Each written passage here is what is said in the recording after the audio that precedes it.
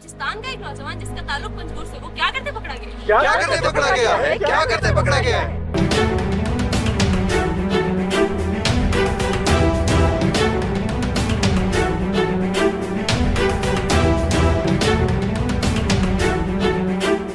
अरे ये तो बलूचिस्तान की तरक्की में अपना किरदार अदा करते और नेशनल लेवल पर बलूचिस्तान को रिप्रेजेंट करते पकड़ा गया। ये है सालार बलूच। आइए जानते हैं इनकी कहानी इन्हीं की जुबान।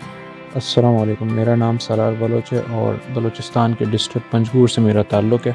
अभी चंद दिन पहले ही 53rd कॉमन ट्रेनिंग प्रोग्राम के अंदर मुझे सदारती अवार्ड से नवाजा गया है।